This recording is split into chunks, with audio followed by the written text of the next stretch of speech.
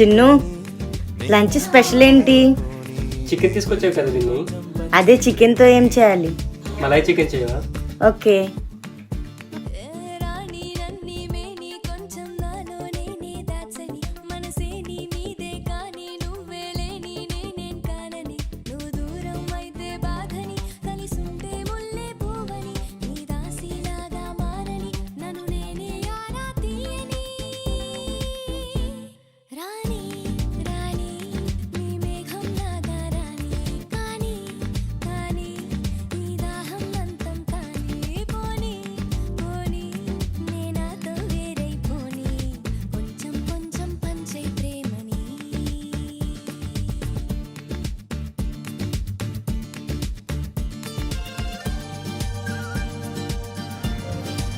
Chinnu,